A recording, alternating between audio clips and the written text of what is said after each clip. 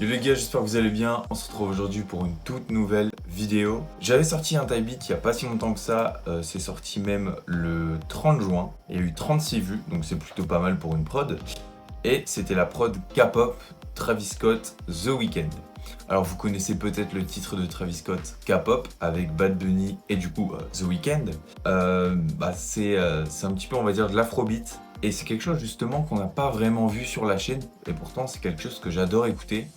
Donc c'est pour ça que je me suis dit pourquoi pas en faire une vidéo pour vous montrer comment je l'ai produite. Donc c'est ce qu'on va faire aujourd'hui. C'est parti. Donc je vais mettre mon casque et on est du coup sur FL Studio. Je vais déjà vous montrer la loupe qui vient de Looperman.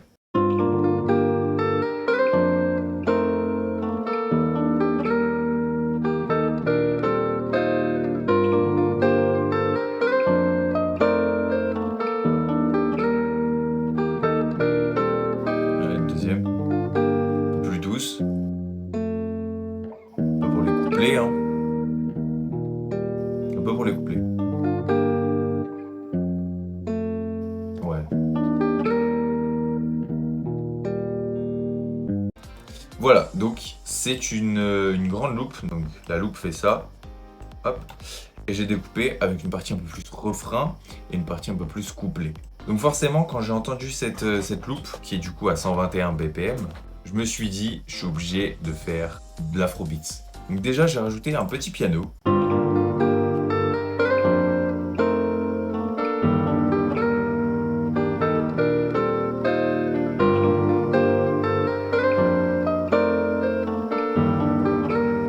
Ça vient apporter vraiment les accords en supplément et franchement, on dit pas non.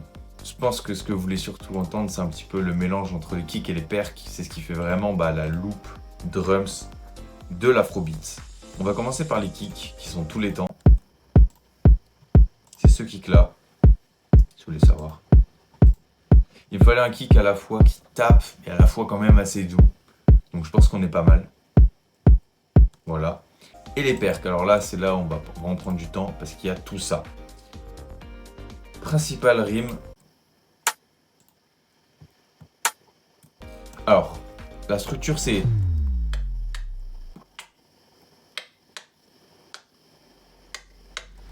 Donc en fait, je vous montre juste la structure, ça donne ça.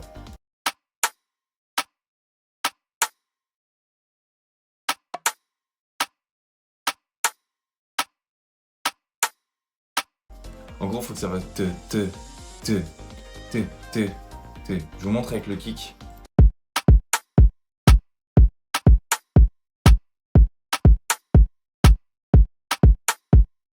Voilà, donc ça c'est vraiment la base.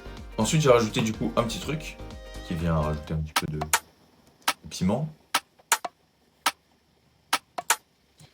Donc ça c'est le petit truc en piment. Je vais vous faire écouter aussi, enfin vous montrer un petit peu le placement de la principale et de la deuxième principale.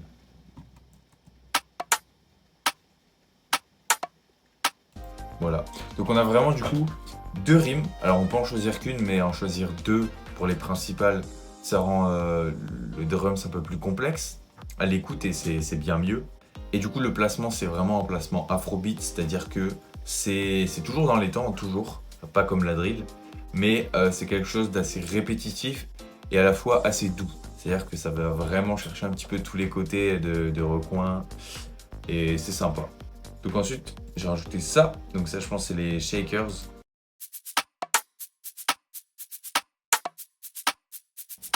Alors, il n'y a pas vraiment de rythmique pour les shakers, mais j'avais placé ça et je me suis dit, ça rendait plutôt pas mal.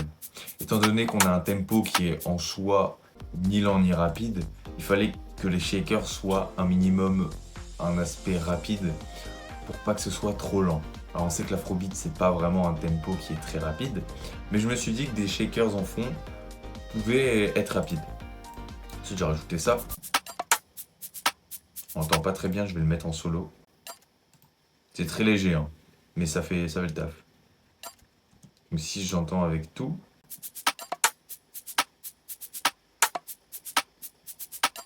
Ok, ensuite une autre perc.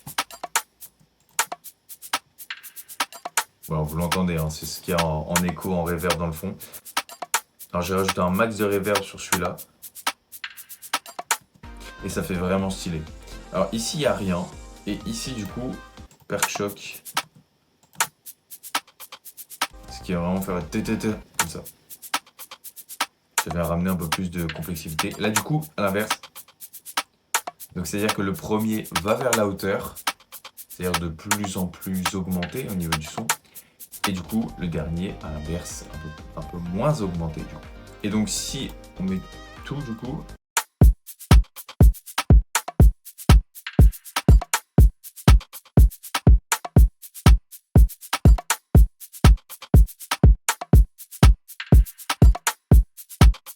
Voilà, ça fait vraiment le taf de vous. Avec la mélo, voici ce que ça donne. Et là, on part vraiment dans de l'afrobeat.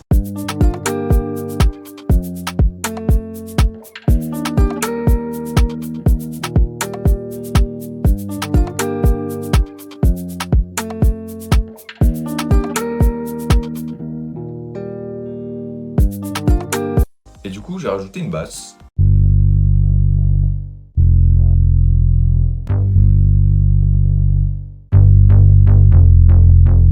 Ça, c'est le principal. Alors, on l'entend assez fort, parce qu'en afrobeat, il faut vraiment entendre les basses en soi, parce que les percs occupent beaucoup de place. Et donc ça, c'est un truc qui vient un petit peu rajouter un peu plus de peps.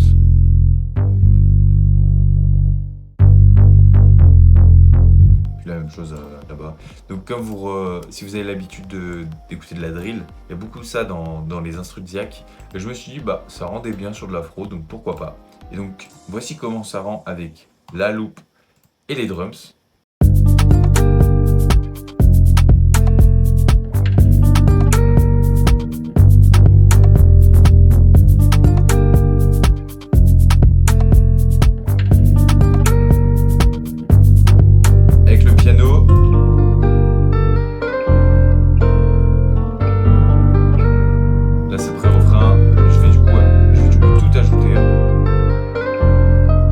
Il y a tout. Je vous laisse écouter le refrain.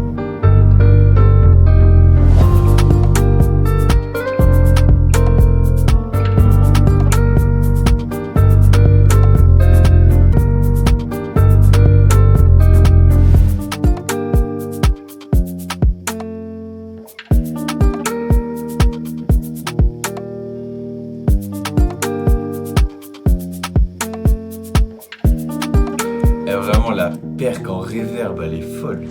Après on passera vite fait au mix. Alors il n'y a pas grand chose dans le mix parce que l'avantage du drum kit, alors je vais vous montrer, c'est lequel que j'utilise en ce moment, c'est celui-là. Voilà, vous l'avez hein. Et bah il est incroyable. Je jure, il n'y a pas grand chose à faire en mix. Ok, alors ça s'est coupé au niveau de mon enregistrement parce que j'ai pas rec avec OBS, je me suis trompé.